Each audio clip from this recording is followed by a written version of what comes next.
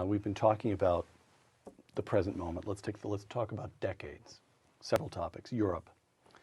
The Muslim proportion of the population in Europe is growing. Amsterdam is likely to become majority Muslim by 2015. Russia, from the Urals to the Pacific, majority Muslim by 2050. You see three alternatives, and I'd like to go quickly through all three. It's television, so we talk about the rise and fall of empires in 90 seconds, please. You give me the odds. First, indigenous Europeans and immigrant Muslims find a way to live together in harmony. How likely?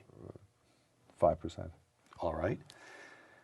Second, Europe comes to be dominated by the Muslim religion and culture, becoming Eurabia, in effect a part of the Muslim world. 47.5%. Oh, that's the likeliest.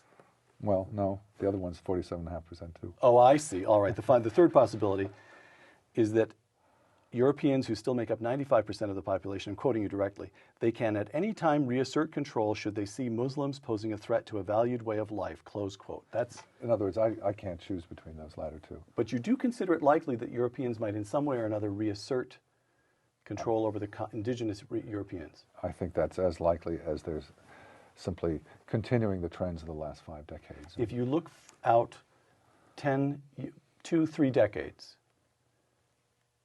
and your two likeliest alternatives, Muslims become dominant or Europeans reassert their own culture. Leading to civil strife. That's the question.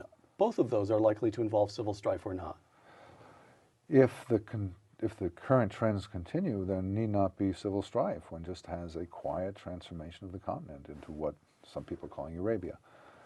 I see. All right. Europeans just go quietly into this new order with Sharia and Islamic domination.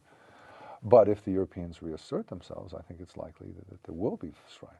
Yeah, and I think the French riots of October, November 2005 are a precursor of what it might look like. Those were not particularly lethal.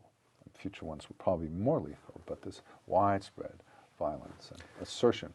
So we have already reached a point at which, if the basket of countries that has represented our closest allies since certainly in the last 5 decades, if the basket of countries in Europe wish to reassert European political values, European culture, there will be strife.